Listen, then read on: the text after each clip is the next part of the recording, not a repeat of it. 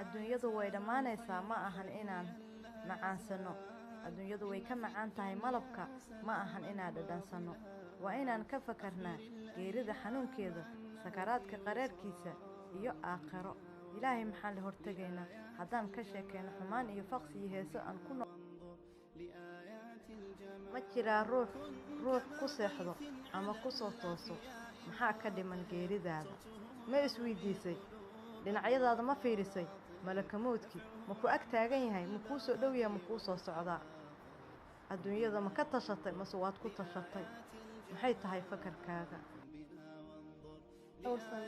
waa inaan xumaanta ka fogaanaa waa inaan ilaahay ka baqnaa waa inaan sabarka isfarnaa waa inaan xaqa iskula dadaaranaa waa inaan adduunyada hawadeeda iyo macaankeeda aan nafteenna ka xakamaynaa haddaan ilaahay laga baqin haddaan ilaahay laysku xirin cadaab ayaa mutaysanaynaa ilaahow xaqana tusi samanka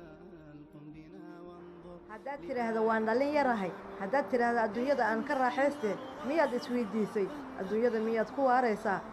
lakamoodkaadase maxaad ka dhima saacado mase daqiiqado taas ma isweydiisay adduunyada waaba isasee maxaad u malaynaysaa aakhiradaada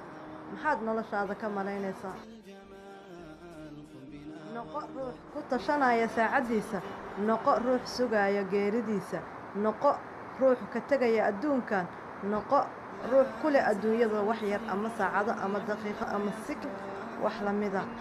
maxaa yeelay adduunyadan marti baan ku nahay ee ma ahan inaan ku waarno ee waa inaan ka